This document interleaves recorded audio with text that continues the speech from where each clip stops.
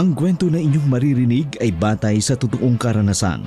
Ngunit ang mga pangalan, lugar at pangyayari ay sadyang binago o pinaikli upang mapanatili ang privacy at kaligtasan ng mga tauhang sangkot. Layunin ng pagbabago na magdulot ng aliw at aral sa aming mga tagapakinig. Wala po kaming hangaring magkaroon ng pagkakatulad sa totoong buhay, ang mga pangalan, lugar at pangyayari. At ang anumang pagkakatulad ay hindi sinasadya.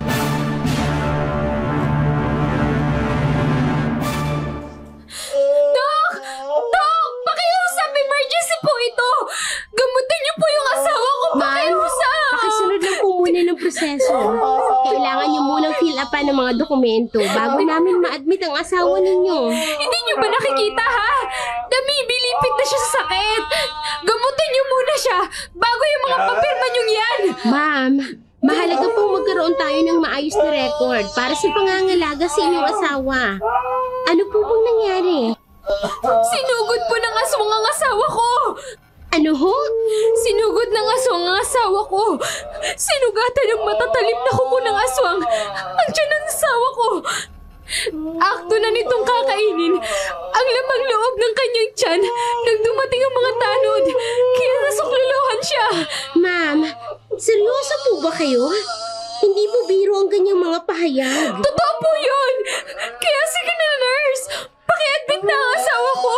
Nakita niyo naman, diba? Binalot lang namin ang kumot ang sugat niya sa tiyan. Madami ng dugo ang nawala sa kanya. Ma'am, maging tapat kayo sa amin. Kailangan po naming malaman ang totoo para sa tamang pangangalaga. Pakisagot po ng mga tanong ko.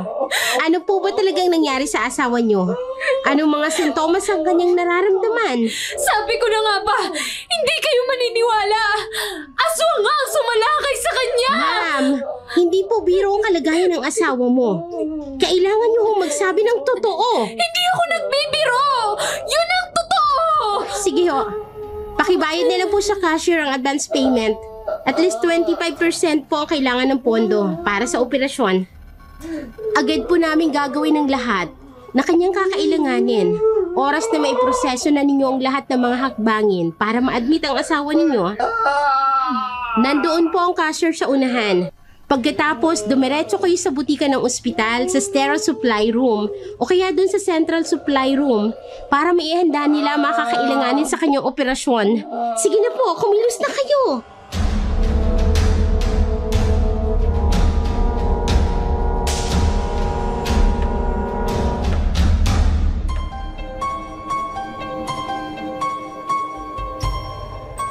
Olive, check the vitals.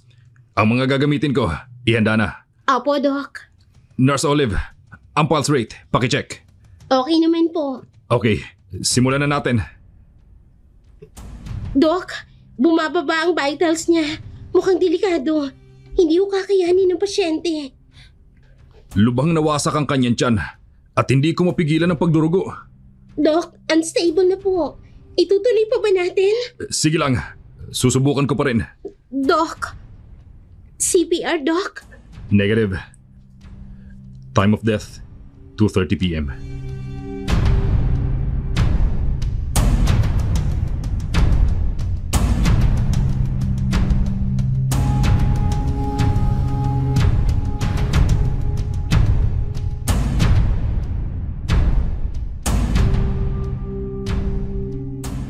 Paumanin po.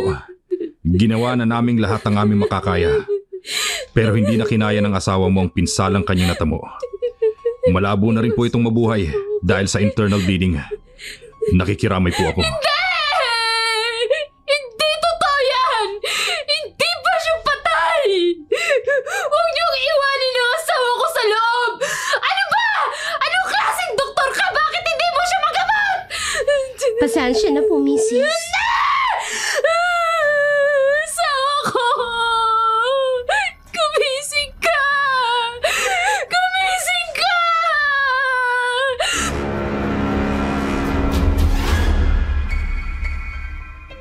Inang napakalma ang babae.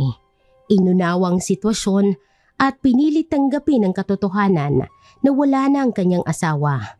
Lumisa na ang babae matapos maasikasong bangkay ng kanyang asawa. Samantala, tulala si Olive sa kanyang sariling lamesa. Napapaisip sa lahat ng sinabi sa kanya ng babae kanina. Hindi niya lubos maisip na nag-i-exist ang aswang. At nasaksihan raw yun ng biktima mismo ng aswang. Nasa ganong sitwasyon ang dumating si Ramir sa nurse station.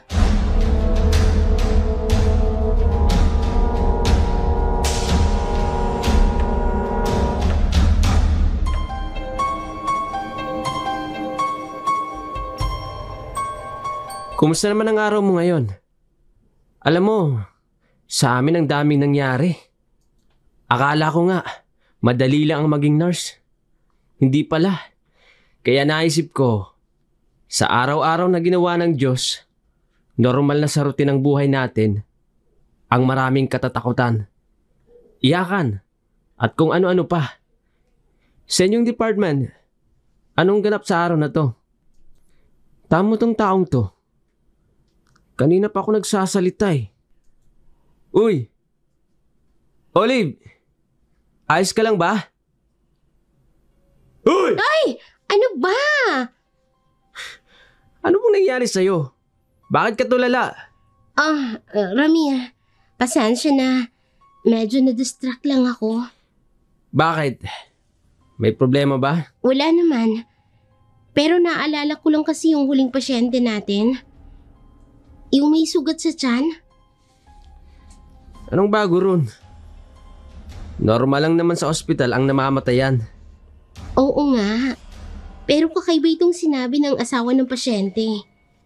Biktima raw ng aswang ang kanyang asawa. Aswang? Seryoso ba yan? Oo nga, Ramir. Nakita ko pa nga yung hiwa sa tiyan niya. Tapos bumulwak pa yung lamang loob nito habang tinatahi namin. Grabe naman yun. Hindi mo ba naramdaman na may kakaiba sa pasyente? Habang nagsasagawa kayo ng procedure?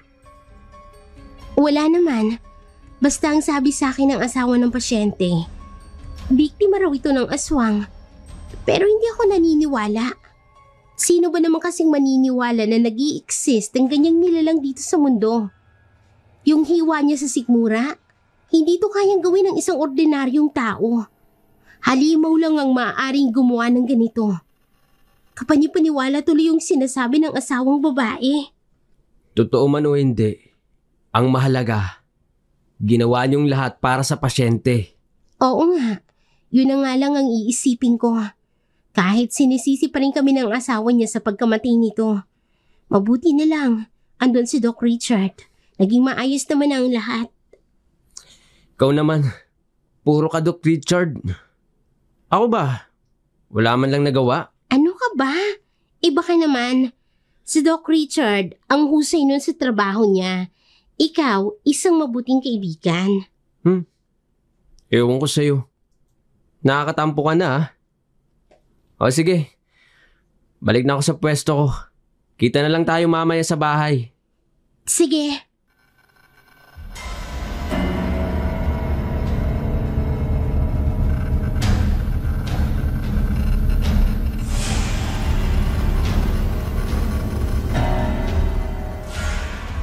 Isang araw, sa naturang ospital, walang masyadong pasyente ang kinakailangang asikasuhin.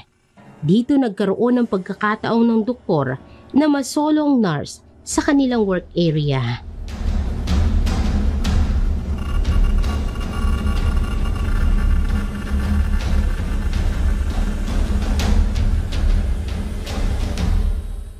Walang mga pasyente? Wala po, Doc. Parang kakaiba talaga ang oras ngayon. Hindi ako sanay na walang pasyente. Oo nga po eh. Alam mo ba, Olive? Parang ang saya-saya ko ngayon. Kasi may kakaiba eh.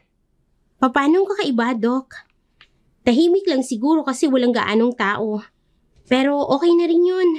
Ibig sabihin lang, walang taong napahamak ngayong araw. Oo nga, tama ka. Pero alam mo, habang nakatingin ako sa iyo ngayon, talagang may kakaiba eh. Ha? Ano nga akong kakaiba, Doc? Nurse Olive, ngayong araw ko lang naisipang tingnan ka ng maigi. At napansin ko, Ang ganda mo pala talaga. Doc, nangaasar ka ba? Hindi ka nakakatawa. Hindi ako nangaasar, Olive. Seryoso ako. Ngayong araw lang kita nakita ng ganito ka-close. At ang ganda mo pala talaga. Parang scalpel na hinahanap-hanap ng surgeon. Ang perfect mo kasi, Olive. Parang ang dali-dali ng lahat kapag nasa tabi kita. Doc, grabe ka naman mag-analogy ah. Pero salamat sa compliment. Wala yun, Olive. Totoo naman eh. At alam mo ba, habang nag-iisip ako ng pick-up lines gamit ng mga surgical instruments, napagtanto ko na may isang instrumento na talagang konektado sa'yo. Instrumento ka ba? Bakit? Para kang stethoscope ko.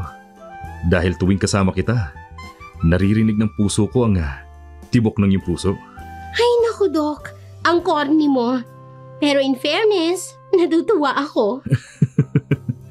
Alam mo, Olive, ang tagal ko nang gustong sabihin sa'yo yan. Kahit na madalas ako magbiro, pero sa pagkakataong ito, seryoso ako. At sana, magkaroon tayo ng pagkakataon na makilala pang isa't isa ng lubusan. Doc Richard. Oh, bakit parang pinagpapawisan ka na dyan? Oh, wala, Doc. Ang hirap din pala kapag ganitong walang halos maraming pasyente. Wala ding ibang nurse. Ayaw mo nun? Solo natin ang bawat isa? Doc naman. Nurse Olive, kung makareact ka, parang virgin pa. Sa trabaho nating ito, hindi uso ang padimure-demure. Pare-pareho na nating alam ang mga bahagi ng mga human anatomy. By the way, huwag mong sabihin hindi ka pa nagkakaroon ng karelasyon ever since. NBSB ako, Doc. Kung meron man, puppy love lang. Swerte ko pala kung magkakatuluyan tayo. Ako ang magiging kauna-unahang serious relationship mo. Doc, may itatanong sana ako sa inyo. Kung hindi nyo mamasamain. Ano yun? Do you have a prescription? Prescription? Magbakit na lang kayo. Bakit? Because I think you need a dose of love. And I am the medicine that can heal you. Anong nangyari sa inyo? Scalpel ka ba? Bakit? Alam mo ba, sa tuwing ginagamit ko ang aking mga surgical tools, parang ikaw lang ang pumapasok sa isip ko. Ang kislap ng iyong mga mata ay mas nakakapanghalina pa kaysa sa anumang scalpel. Gusto mo bang maging scalpel sa buhay ko at patuloy na pumukaw ng kagandahan sa araw-araw?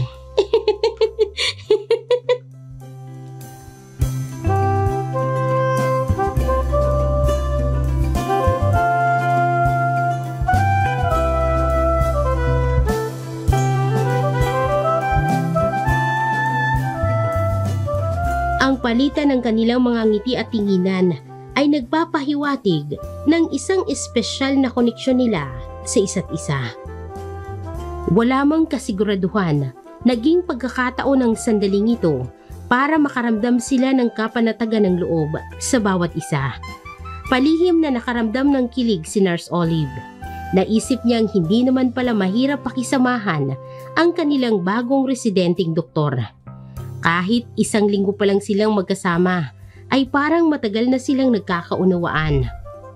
Pauwi na si Olive mula sa kanyang duty nang makita niyang papasok pa lamang ng kanilang compound ang kaibigang si Ramir.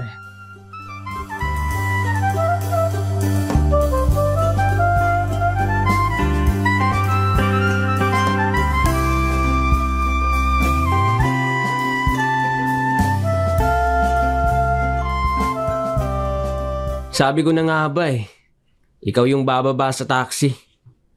Kaya hinintay kita bago ako pumasok sa gate. Tara na, hatid kita sa inyo. Eto naman, parang ang layo ng bahay ko eh. Ilang pintuan lang ang pagitan ng mga bahay natin. Ihahatid mo pa ako. Well, anyways, salamat sa pag-aalala mo. Bakit ka nga ba kasi ginabi ng uwi? May tinapos pa kasi akong medical record ng pasyenteng namatay. Kaya natagalan ako. Bakit naman ikaw ang gumagawa niyan? May ibang dapat na nakatoka sa dead patients. Ayos lang naman kung ako ang gumawa nun. Absent siya eh. Saglit lang naman ako sa morgue. Bakit? Masama bang pumunta ako ron? Hindi naman. Pero nag-aalala lang kasi ako eh. Madilim sa lugar na yun. At maraming nangyayari na hindi maganda. Kapag oras ng gabi, hindi ka ba natatakot? Nag-aalala ako sa iyo eh. Hindi mo kailangang mag-alala, Ramir. Heto ako oh, kasama kita. Oo nga. Pero, paano na lang kung wala ako? Sinong kasama mo sa ganitong oras? Alanganing uwi mo ah. May ganun? Ano ka ba? Sa tagal ko nang nagtatrabaho rito, ngayon ka pa nag-alala ng ganyan. Sana lang kasi sa sunod sabihan mo ako. Para alam ko kung safe ka. Ramir, bakit parang ibang tono ng pananalita mo? May hindi ka ba sinasabi sa akin at ganyan ka kung magsalita? Siguro nga. Oo. Ano? Hoy, magsabi ka muna kung ano yun. Hindi ako manghuhula. Paano ko malalaman kung hindi mo sasabihin? Hindi magandang umasta ka ng ganyan na wala ka namang permiso galing sa akin. Kasi naman nahihiya ako eh. Parang hindi ko kayang marinig ang pagtanggi mo. Basta para sa akin. Sabihin mo lang na kailangan mo ako, okay na yun. Handa na akong gawin ang lahat para sa'yo. Ay naku Ramir, napakaseryoso mo naman. Hindi ako sanay na ganyan ka. No, sige, para hindi ka na magtampo, sa susunod, ikaw na ang una kong lalapitan. Talaga? Oo nga, sabi. Sige. Pero sana sa susunod, may mas magandang balita na rin akong aasahan sa'yo. Ha? Anong aasahan bang sinasabi mo? Wala. Ang sabi ko, ingat ka, Olive. Ikaw rin. Magandang gabi sa'yo, Ramir. Magandang gabi rin.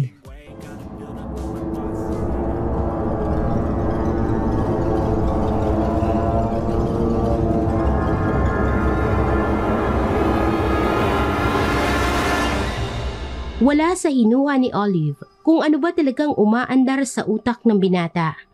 Palibhasa'y bata pa lamang ay magkaibigan na sila. Kaya pakiramdam niya, kapatid na nagmamalasakit lang ang ginagawa nito sa kanya. Sino nga ba naman kasi ang mag-aakalang may lihim itong pagtingin sa kanya, gayong wala naman itong nababanggit. Pumasok na ito sa kanyang silid at nagpahinga. Naghanda na naman ang panibagong shift na haharapin niya kinaumagahan. Kinabukasan, night shift ang duty ni Olive. Bumubuhos ang napakalakas na ulan. Patakbo siyang naglalakad sa di kalayuan ng ospital. Napilitan siyang pumasok sa likurang bahagi ng ospital dahil umiiwas siya sa mataas na baha na naipon sa harapan ng ospital. Sa tabi ng kusina ay ang morgue. Tandaan niya ang kwartong yun dahil doon niya dinala ang medical records na ibinigay niya sa naka-duty sa morgue. Naglalakad na ang dalaga sa pasilyo. Pinapagpag ni Olive ang kanyang uniforme dahil sa bahagyang pagkabasa nito sa malakas na ulan. Mahinang mga kaluskos ang kanyang narinig sa loob mismo ng kwarto. Napalingon siya sa bandang bintana.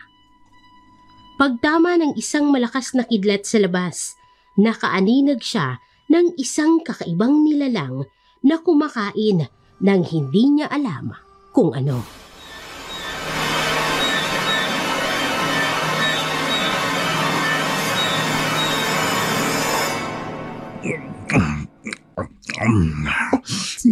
Sandali. Ano itong nakikita ko? Isang kakaibang nilalang na nasa loob mismo ng morgue. Oh, napakalaki niya. Parang may kinakain na nakakadiri at parang isang... Aswang! May aswang! Hindi! Papalapit siya sa akin! Makiusap! Huwag mo ko lalapitan! Ayoko pang mamatay! Hindi siya tumitigil ng pagsunod sa akin. Tulong! Tulungan niyo ako! Wala bang nakakarinig sa akin? Tulungan niyo ako! Kailangan ko nang tumakas. Baka makilala niya ako. Tulong! Layuan mo ako! Layuan mo ako! Huwag ka lalapit sa akin! Huwag ka lalapit! Huwag bitiwan mo ako!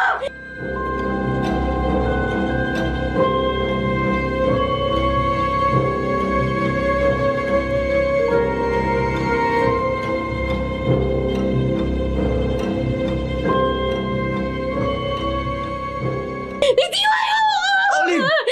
Sandali! Huminahon ka! Ako to! Si Ramir! Olive! Ano ba? Tingnan mo ako! Ramir, ikaw nga ba yan? Oo, Olive. Ako nga. Ano bang nangyari? Bakit ka umiiyak? Ramir, may aswang. May nakita akong aswang sa loob ng morgue. Ano? Paano magkakaroon rito ng aswang? Anong gagawin niya rito? Pas hindi ko alam. Nakita ko na ngang nanginginig ako sa takot rito eh. Aalamin ko pa ba kung paano napunta rito yung aswang na yun? Sige, hindi na kita tatanungin. Ang mabuti pa, sumama ka na sa akin. Umakyat na tayo sa nurse ward at ang maayos mong sarili mo.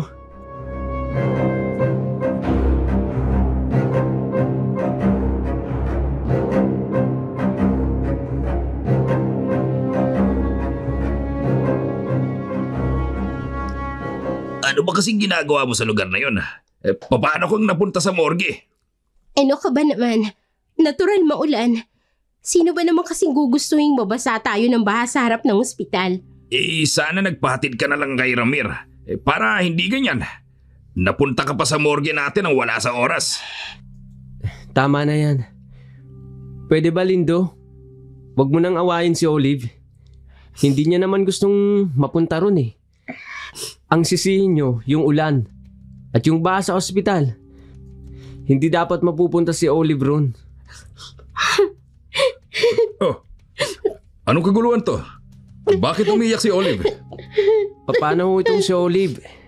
Nakakakita ron ng aswang sa morgue sa baba. Kanina pa hindi humuhupa ang nervyos niya eh. Walang lalaki to. Kanina pa himas ng balikat ni Olive. Bigwasan ko kaya tong hayop na to. Okay na ako, Ramir. Pwede mo na akong iwanan. Hindi ba tapos ng shift mo? Pwede naman ako mag-OT. Hoy! Bawal yan dito. Ano ka, HR? Para pangunahan mo ang oras ng pasok mo rito? Teka, di ba toko mong morgue? Bakit wala ka sa oras ng trabaho mo? Ano ka ba naman, Ramir? Huwag mo nang pakialaman si Lindo. Trabaho niya yan. Ang intindihin mo ang sarili mo. Umuwi ka na. Kaya ko na ang sarili ko. Ayos lang ako. Pwede mo nang iwan si Olive. Andito naman ako. Ako ang kasama niya sa mga operation schedules ngayon. Kayo, Dok? Bakit? May problema ba ron? Ano bang problema ng doktor na to? Kanina pa ako nakakahalata. Parang ang sama ng tingin sa akin. Ramir, kaya ko na ang sarili ko. May mga kasama naman ako. Pwede ka nang umuwi. Magpahinga ka na lang muna. Siguradong hindi mo kaya magtrabaho ng ganyan. Maiintindihan naman siguro ng HR natin ah. Ano ka ba? Hindi pwedeng umuwi ako dahil lang sa nakita ko. Tsaka walang kasiguraduhan kung totoo o hindi. Matatakot ka ba naman ng ganoon? Kung di mo mismo nakita ang aswang na yun. Ako nang bahala. Ako nang magpapaliwanag sa HR. Hindi na kailangan. Kung ano man ang nakita ninyo sa lugar natin, ikalimutan nyo na. Nasa bagong panahon na tayo ngayon. Walang katotohanan ng mga kababalaghan na yan. Napipi ko na talaga ako sa doktor na to. Ginawa niya pang sinungaling si Olive. At pinapahiya niya pa ako sa harap ng babaeng mahal ko. Nakakainis! Hindi mo ba narinig ang sinabi ni Doc? Umuwi ka na. Kailangan ko pang magtrabaho. Sige, aalis na ako.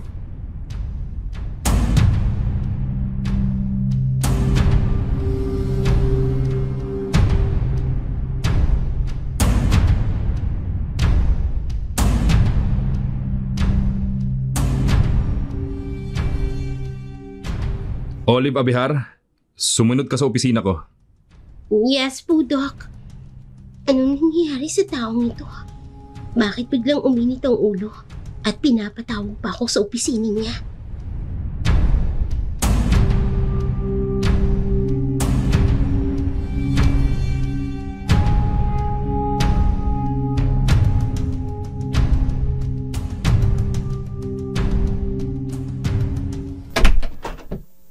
Doc, pasensya na po sa nangyari. Sino ba sa buhay mo ang Ramir na yun? Ha? Si Ramir po? Oo. Ano ba? Bakit hindi mo sagutin ang tanong ko? Anong kaugnayan ni Ramir sa'yo? Teka, Doc. Ano bang problema? Bakit po galit na galit kayo? Buisit na lalaking yan. Dahil sa kanya, naiinis ako. Mukhang hindi po ito ang tamang oras na magpunta ako rito at pag-usapan ng mga walang kwentang bagay. Aalis na po muna ako. Hindi. Huwag mo akong talikuran. Huwag kang aalis. At dito ko lang. Ay! Oh. Doc, mabigat po ako. Ano ba to? Ang bilis ng kabog ng dibdib ko. Napakalapit na namin sa isa't isa. Kung hindi ako iiwas, mahalikan niya na ako. Napakaganda mong lalo sa malapitan. Hindi ko na mapigilan pa ang sarili ko. Patawad.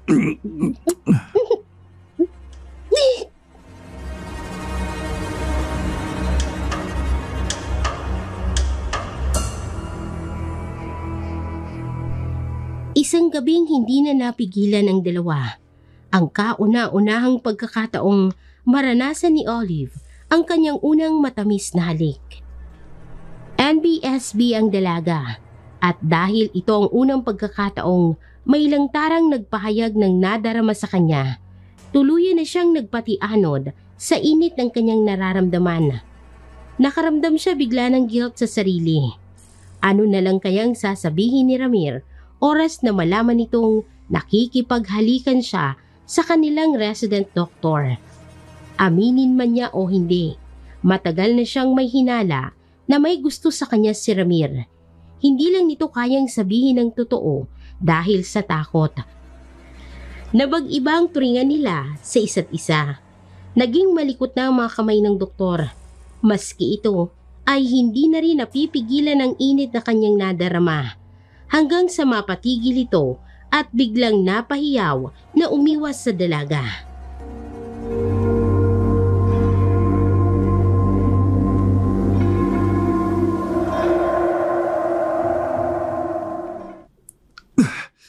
Shit! Nakakainis! Teka, anong nangyari? Bakit bigla ka? I'm sorry, Olive. Hindi ko dapat ginawa yun. I'm sorry. I'm really sorry. Anong inihingi niya ng tawad? Yung paghalik niya sa akin? O yung pagtigil niya sa ginagawa niya sa akin? Hindi ba ako nakaka-turn on? Ayusin mo sarili mo, Olive. Sige na. Go back to your place. Ha? Ganun lang? Hello, Lindo? Yes. Sige. Papunta na ako. Okay, bye. Olive, bakit nandito ka pa? Sabi ko, di ba, bumalik ka na sa pwesto mo?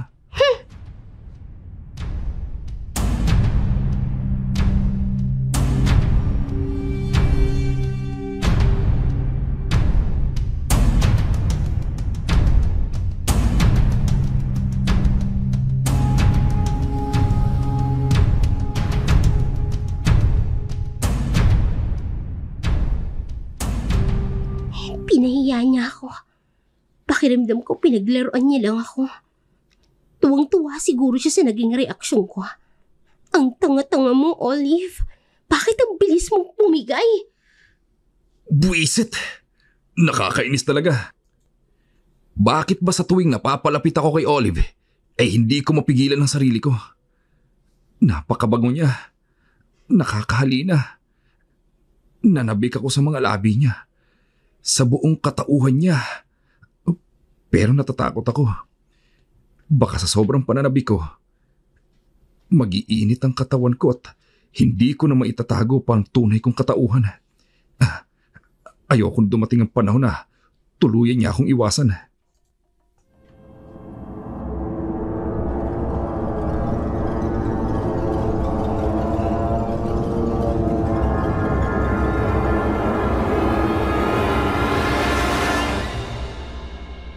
Ang walang hiyang yun.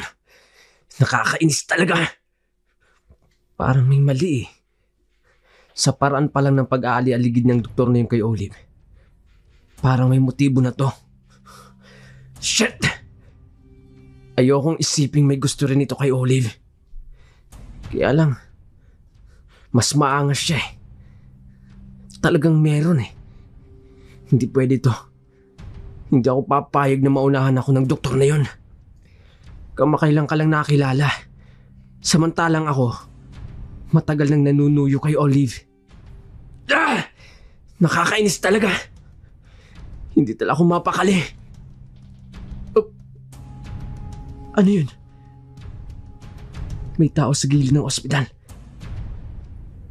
Anong ginagawa niya rito? Sa wakas, nakakuha ako ng lamang loob. Pwedeng-pwede na to. Hoy! Sino ka? Anong ginagawa mo sa lugar na to? Hindi. May nakakita sa akin. Ano na ngayon ang gagawin ko? Sagutin mo ako! Anong ginagawa mo rito? Tatakas ko. Huli ka! Ano ba? Bitiwan mo ako. Huwag mo akong hawakan. Ayoko! Hanggat hindi mo sinasagot ang tanong ko, hindi ka pwedeng umalis. Wala ka nang pakialam. Gagawin kong lahat ng gusto ko para lang maipaghiganti ang asawa ko. Ano? Pagkakataon ko na makatakas. Hindi! Ang baho! Ano yan? Mga lamang loob? Saan galing ang mga yan? At anong gagawin mo sa mga yan? Hindi ba sinabi kong wala ka ng pakialam? Akin ang mga ito, kaya pabayaan mo na ako! Kung ganun, ikaw ang aswang na pakalat-kalat sa ospital na to. Hindi! Kailangan kang mahuli! Tulungan niyo ako! Nahuli ko na ang aswang! Nandito siya! Tigil mo yan! Tulong! Manahimik ka! Tulong! Titiwan mo ako! Huwag mong ihawak sa akin ang madugo mong mga kamay! Titiwan mo ako! Hindi ako aswang, kaya manahimik ka! Kung hindi ka aswang, para saan ang mga dala mong yan? Kung ganun, hindi ako kilala ng taong ito. Kung sa bagay, sa dami ng nurse na naka-duty sa ospital, malamang hindi niya ako nakikilala. Ano? Bakit hindi ka sumasagot? Para yan sa asawa ko. Para malaman ko kung sino ang aswang na pumatay sa kanya. Gagamitin kong pain ng mga ito sa halimaw na yon. Sinungaling! Sinong pinaglololoko mo? Hindi mo kayang masilo ang halimaw na yon nang ganun-ganun lang. Wala kang pakialam. Gagawin ko ang lahat para maipaghiganti ang asawa ko. Sinira niyang pangarap namin. Kung hindi niya pinatay ang asawa ko, masaya sana kami ngayon. Magkatuwang sana naming bubuuin ang aming pamilya. Naalala ko na. Ikaw siguro yung asawa ng babaeng namatay na pasyente na minsang napag-usapan sa loob ng ospital. Oo! Ako nga! Ako ang asawa ng lalaking pinatay ng halimaw na yun. At ang paghuli sa aswang na yun, ang tanging paraan ko para maipaghiganti ko ang kamatayan ng asawa ko. At hindi mo ako mapipigilan kahit ano pang gawin mo. Sige, nauunawaan ko na. Pakakawalan kita bilang pakikisimpatya ko sa nangyari. Pero sa uli-uli na magkikita tayo, makikialam na ako.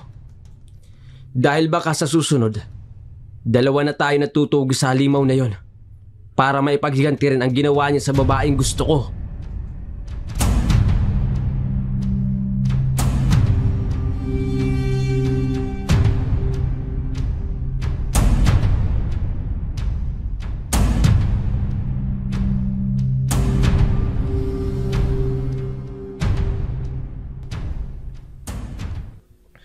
Nasaan na ba kasi ang taong yun? Alam naman niyang ang daming dapat gawain sa morgue. Pumunta pa siya dito sa taas. Ayoko pa naman pumunta sa opisina ng maangas na doktor na to. Nakakainis naman itong si Lindo. Pinapagod pa ako. Hanggang kailan ko ba titiisan ang gutom ko?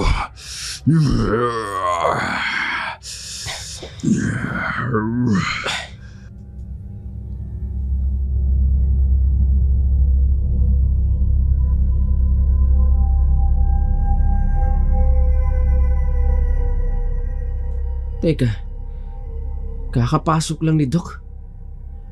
Eh nako, mukhang mag-aantay pa ata ako rito sa labas. Doc! Hindi ba't sabi ko sa'yo? Huwag kang basta pupunta rito.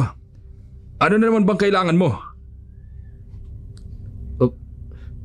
Ano daw? Pero bakit? Lalo tuloy akong nahihiwagaan sa doktor na to. Magtatago ako rito sa poste. Makikita nila ako kapag lumapit pa ako. Salamin pa naman ang paligid ng opisina. Sir, may babalita lamang po ako.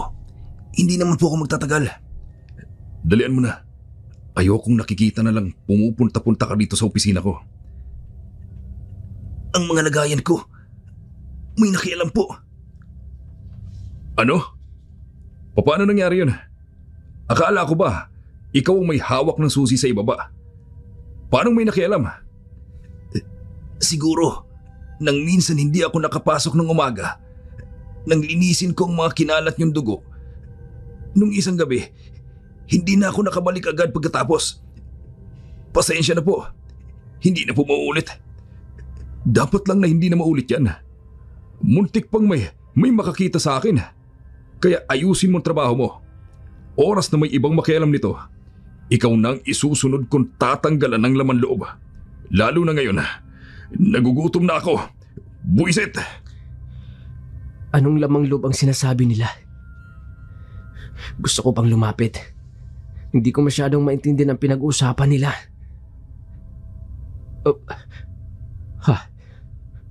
May ibang taong paparating. Lilipat ako ng pwesto. Sino kaya to? Pati ba naman si Olive? Pumupunta rito? Ang daming pwedeng utusan, bakit siya pa?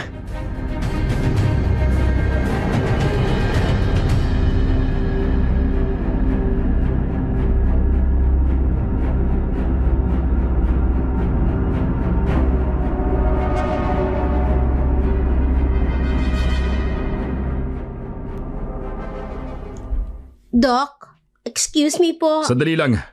May kausap pa ako. Ikaw, ano pang hinihintay mo? Umalis ka na sa harapan ko. Opo. Kayo po pala, Mang Lindo. Ano pong ginagawa niyo dito?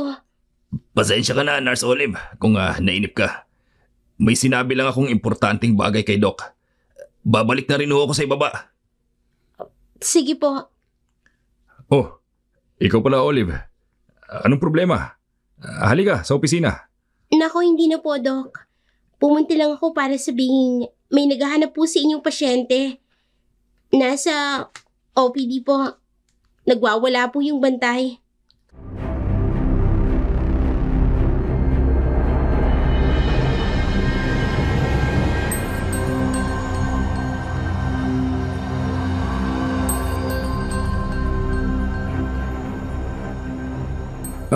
Olive, bakit? May naalala ka ba sa loob ng opisina at ganyan ka makipag-usap sa akin? Hindi ka makatingin sa akin ng diretso. Iniiwasan mo ba ako? Hindi ho. Kung ganon, huwag ka naman ganyan. Hindi ako sanay. Hindi ko kayo iniiwasan. Naaasiwa lang ako. Sagutin mo ang tanong ko. Oxygen ka ba? Oxygen? Bakit? Hindi ko hahayaang mabuhay kung wala ka. Oxygen na aking hininga. Naku, Doc, ang corny mo talaga. Yan ang gusto ko. Yung lagi kitang nakikitang nakangiti. Para akong natutunaw sa titig ni Doc. Unti-unti na yata akong nahuhulog sa kanya. Hindi ko alam kung kailan pa nagsimula. Basta ang alam ko, Olive, nagugustuhan na kita. Doc Richard? Sa susunod, kapag tayong dalawa lang, sanayin mo na yung sarili mong tawagin akong Richard. Para naman hindi ka na mailang. Hindi ba nakakahiya? Parang hindi naman tama. Do as what I say. Hindi ka na iba sa akin. Sige, kung yan ang gusto mo. Richard. Kaya pala nagdadalawang isip akong pumunta rito. Dahil gantong tagpo ang maaabutan ko. Nakakainis. Naiinis ako sa ngiting nakikita ko sa mukha ni Olive. Para sa doktor na ito, kailangan kong paghiwalayin ng dalawa. Kinakain ako ng selos. Olive, andito ka lang pala. Oh, Ramir? Kanina ka pa ba dyan? Hindi naman. Medyo lang. Ano nga atin at napasunod ka rito? Wala naman. Hinahanap ko lang sana si Lindo. Kaso wala yung taong hinahanap ko eh. At heto kayo. Naabutan ko rito. Parang ang saya-saya ni Olive ah. Oo naman. Lalo na kung ako ang kasama niya. Richard, tumigil ka nga dyan. Kailan pa kayo naging ganito ka-close? Ha? Hindi. Ito kasing si Doc. Pinipilit akong tawagin siyang Richard. Wow. Ang sarap namang pakinggan. Isa pa nga. Mukhang nakakaistorbo ako sa lampungan yung dalawa. Sige, bababa na ako. Teka naman Ramir. Sabay na tayo. Huwag mo na akong iwan. Nasabi ko na ang kailangan ko sa kanya. Bahala ka. Doc, sumunod ka na lamang po doon sa OPD. Sige. Mukhang hindi kami magkakasundo ng Ramir na to ah. Kitang-kita ko sa paraan ng pagkikitungo niya sa akin eh. Mukhang kailangan ko mag-ingat.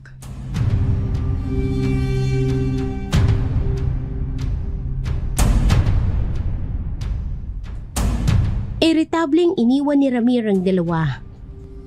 Magkagayon may agad na sumunod si Olive sa binata. Habang naglalakad ang dalawa, nahalata ni Olive ang pagiging tahimik nito. Natapos na lamang ang kanilang shift ay ganoon pa rin ang trato nito sa kanya.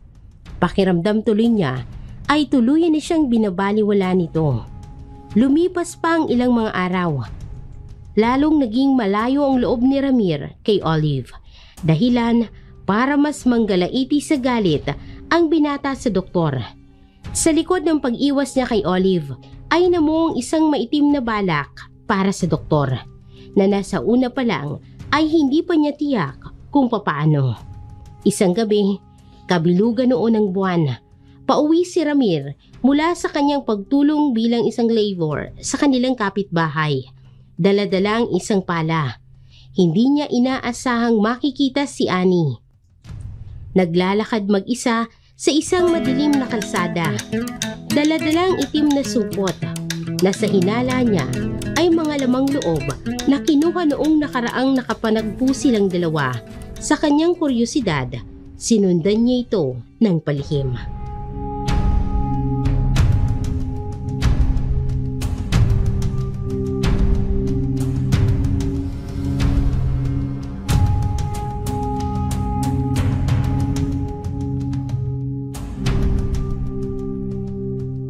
Ito na ang pinakahihintay kong pagkakataon. Saktong kabilugan ng buwan. Ganitong-ganito ang mga oras na yun. nang mabiktima ang asawa ko. Talaga bang sinusubukan niyang masilo ang halimaw na yun? Ang tapang naman ng babaeng to. Dito lang muna ako sa likuran. Oh, ano yun? Parang may biglang dumaan sa ulohan ko. Ang bilis. Nasaan na yun? May nararamdaman akong papalapit. Kailangan ko maghanda. Ang bote. Nasa bulsa ko na. Parang may napakabungong halimuyak akong naaamoy. Sa di kalayuan sa babaeng yun. Sa kanya nang gagaling ang amoy na yun. Unti-unti akong lalapit. Andito nga siya. Ang aswang. Miss! Mag-iingat ka! Sa likuran mo! Kakainin na kita! Tinakit niya ako! Pero bakit hindi ang dala kong mga lamang loob? Ang mga braso ko! Tulong! Saklolo! Napakabigat niya! Hindi mo lang ako makaangat! Halimaw ka! Pitiwan mo ako! Pinuntiryan niyo ang sikmura ko! Mananagot ka sa akin ngayon! Tatagain kita!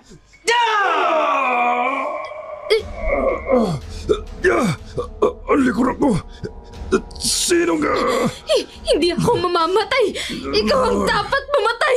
Sasabuyan kita ng asido! Hetong bagay sa'yo! Ang mga braso ko! Ulong iyaka! Bitiwan mo babaeng yan! Miss! Tumakas ka na! Pagkatapos ng gagawin ko, ito bang isa? Mabilisan!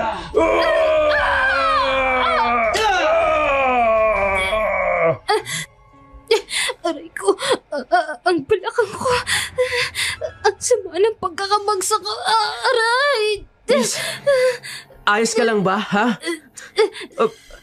Hindi. Aray. Ang mga binti mo. Ano ito? Bakit may dugong umaagos sa pagitan ng hita ko? Aray ka! Ang pusod ko! Biglang sumakit! Ginoo! Tulungan mo ako! Ang sakit ng tiyan ko! Halika, humawa ka sa akin. Isusugod kita sa ospital.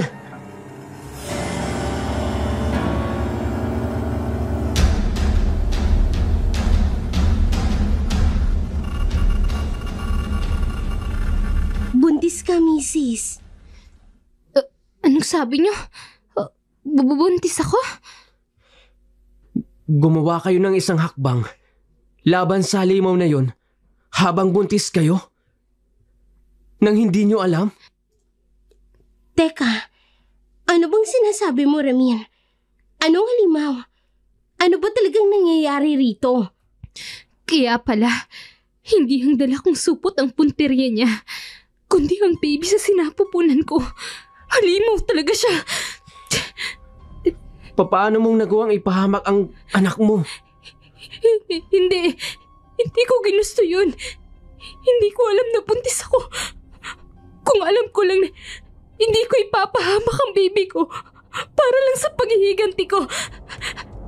Teka, ang baby ko, ligtas ba siya? Buhay pa ba siya sa sinapupunan ko? Napakaswerte niyo. Buhay pa siya. Pero munti ka na siyang mapahamak dahil sa pagkakabagsak ninyo. Ano ba talagang nangyari? Ang asawa ko. Patawarin mo ako. Ang baby ko. Ang baby ko. Mrs., kalimutan nyo na ang lahat ng balak nyo. Ang isipin nyo, may sanggol kang dapat na pangalagaan. Namatay man ng maaga ang asawa mo. Iniwanan ka naman niya ng isang anak na maaari mong pangalagaan. Isipin mo ang magiging kinabukasan niya kaysa pag-aksaya ng oras ang halimaw na yun. Oo, hindi na. Aalagaan ko na lamang ang aming supling. Pangako yan.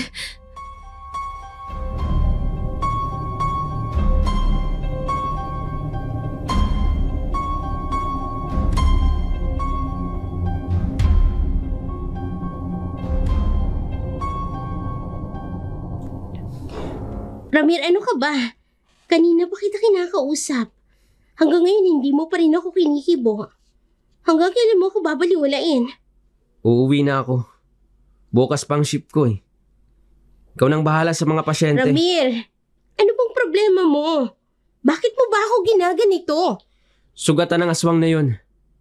Kung sakasakali mang makikita ko ang anyong tao niya, sigurado akong makikilala ko siya.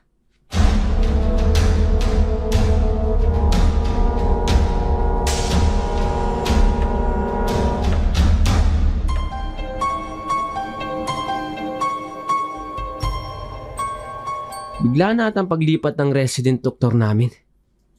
Alam niya namang siya lang ang maaasahan rito tapos wala siya. Mukhang may mali ata. Nurse Olive, pakicheck nga yung isang medical reports na nasa office ni Doc. Naiwan ko kasi nung isang gabi. Opo, susubukan ko pong kunin sa opisina. Teka, Olive! Pupunta ka sa taas? Oo, bakit? Himala, bigla mo akong kinausap. Sasabayan na lang kita. May kailangan akong silipin eh. Bahala ka. Huwag mo akong pakialaman, ha.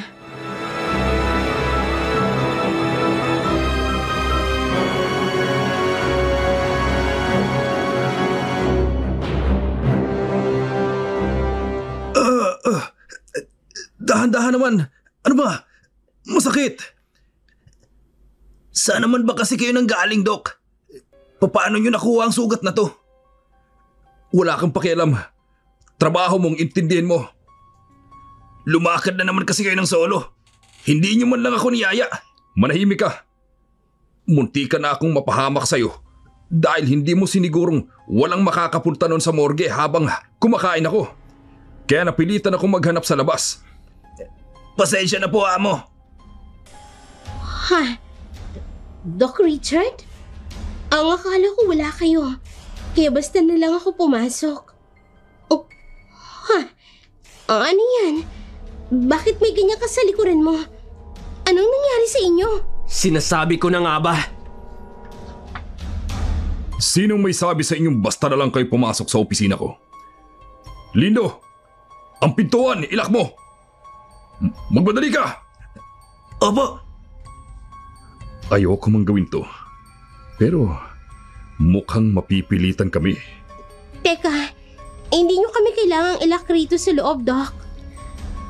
Ipapakita mo na ba sa amin ang tunay niyong pagkatao? Amo, ako nang bahala sa binatang ito. Solong-solo mo ang dalaga. Teka, ano ba nangyayari? Bakit lahat kayo ibang ikinikilos? Ramir, anong kinalaman mo rito? Mukhang matagal na nating kilala ang kinatatakutang aswang rito sa atin. Sino mag-aakala na isang doktor ito at ang morgue attendant natin ay isang taga-silbi niya? Kung ganun, matagal mo na pala kaming pinaghihinalaan. Napakaangas mo naman para sa isang bagitong nurse na katulad mo. Ano ba? Natatakot na ako. Hindi na ako natutuwa sa mga nangyayari, ha? Naguguluhan ako sa pinag-uusapan nyo. Ramir, Richard! Nakakapanghinayang ka, Olive. Unti-unti pa namang nahuhulog ang loob ko sa iyo. Binabala kong gawing reyna ka ng bago naming imperyo. Pero dahil sa hayop na lalaking ito, nabigo ako. Ikaw ang hayop! Ang halimaw na pumaslang sa mga walang kalaban-laban na mga tao. Kayo ang dapat na mamatay! Salot kayo sa lipunan! Salot? Salot ba kamo kami sa lipunan?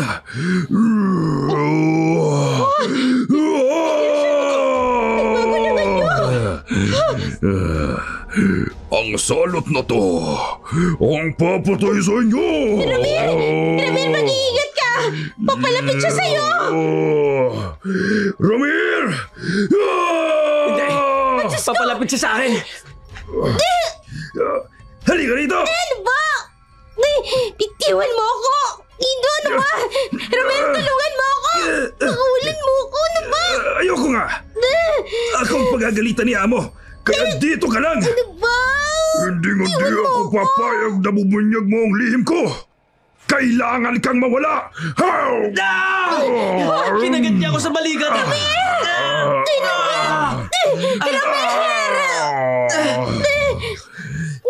Ano ba?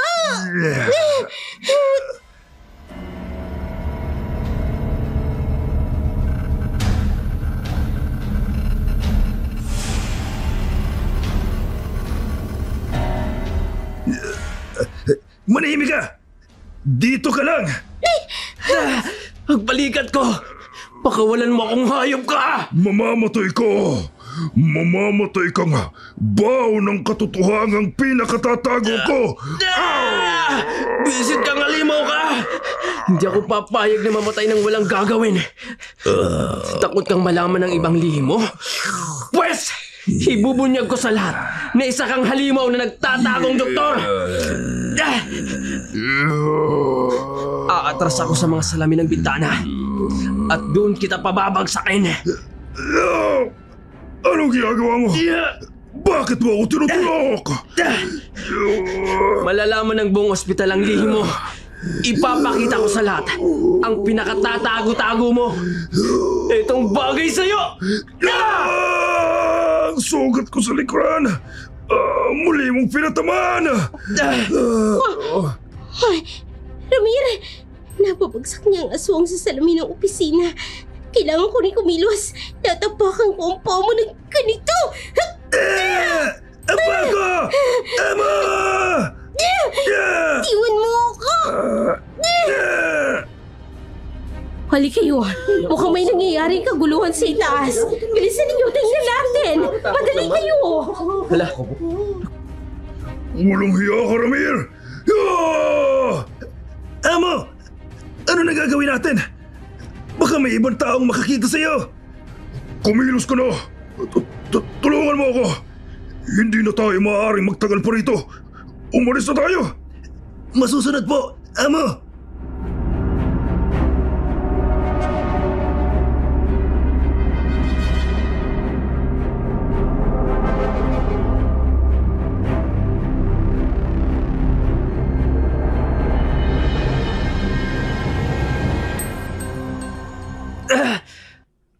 ang sakit.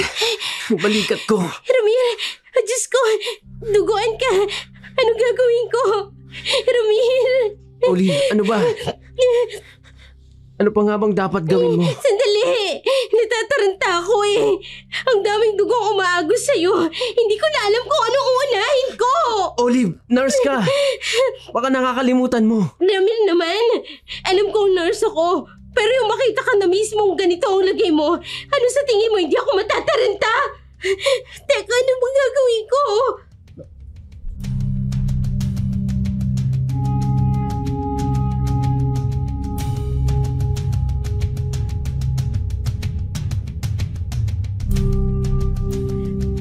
Tingnan nyo, sira ang buong opisina ni Doc. Grabe naman ang nangyari doon. May mga tao na paparating, Ramir. Hingi ako ng tulong. Tulungan niyo ako. Buhatin natin si Ramir sa baba. Tulungan niyo ako. Ano bang nangyayari rito? Nasaan si Doc? Pwede ba? Huwag muna kayong mag-usyoso dyan. Tulungan niyo muna ako na magamot si Ramir. Oh, Ramir? Anong nangyayari sa'yo? Ano ba? Huwag na kayong maraming tanong! Tulungan niyo na ako! Oo, sige, sandali. Ano pang hinihintay ninyo? Kumuha na kayo ng stretcher! Bilisan niyo! Kumilos na kayo! Ramir, nandiyan na yung tulong. Sandali lang may bababa ka na. Ramir, gumising ka! Ramir, huwag mong ipipikit ang mga mata mo! Ramir, pakiusap! Ramir! Oh, Diyos ko! Ang kaibigan ko, huwag niyo muna siyang kunin sa akin. Pakiusap! Ramir, ano ba? Gumising ka! Hindi ka pwedeng mawala! Ramir! Olive, huwag kang maingay. Hindi pa ako patay. Pinipikit ko lang ang mga mata ko. Nire-reserva ko ang kunting lakas na meron ako. Nakakainis ka naman eh. Pinakaba mo ko. Huwag ka naman kanyan. Sarap pala sa pakiramdam ng ganito. Yung nararamdaman kong pag-aalala mo kapag nasa peligro ang buhay ko. Sana lagi na lang ganito para ramdam ko lagi ang pag-aalala mo sa akin. Loko ka. Ayoko nang maulit ito ah. Tama na itong nararanasan kong makakita ko ng aswang ng malapitan. Ayoko nang muling matrauma. Teka nga pala, anong gagawin natin? Nakatakas na yung dalawa. Sigurado akong babalikan tayo ng mga iyon. Hindi ko rin alam. Wala pa namang ibang nakakaalam ng tunay nilang pagkatao eh. Kundi tayo pa lang. Mas mabuting magpakalayo-layo tayo. Dahil sigurado ako, malaking investigasyon ang mangyayari matapos ang insidenteng to. Pagkagaling ko, magre-resign na tayo. Sasabihin na lang natin, may magnanakaw na loob sa opisina. Maniwala kaya sila? At saka yung sugat mo, hindi maipapaliwanag yan ng ganun-ganun lang. Wala rin namang maniniwalang inatake ako ng aswang eh. Sabihin mo na lang, may kasamang mga aso ang magnanakaw. Kung kinakailangan gumawa tayo ng kwento, gawin natin. Para na rin sa ating kaligtasan. Sige, tama ng pagsasalita mo. Lalo ka pang manghihina niyan eh. Andito ng stretcher. Gagamutin na natin yung sugat mo.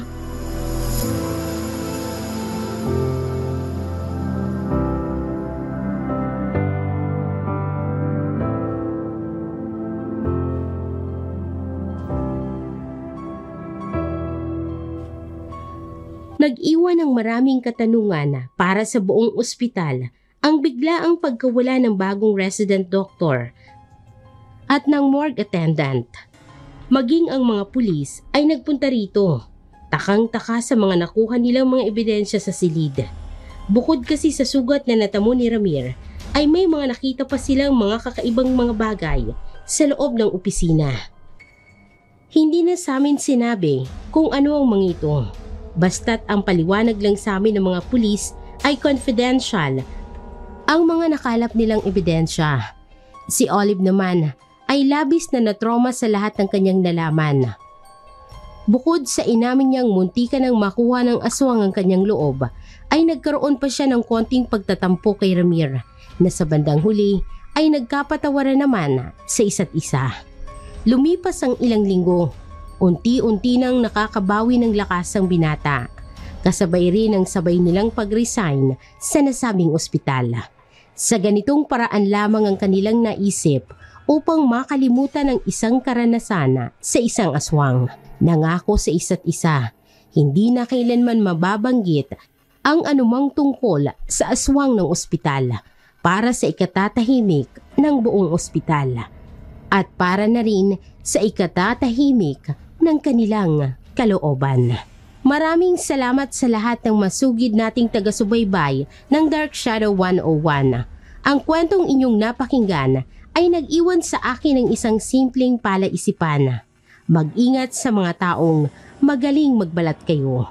Sila ay mga taong gagawin ng lahat, makinabang lamang sa sariling kapakinabangan.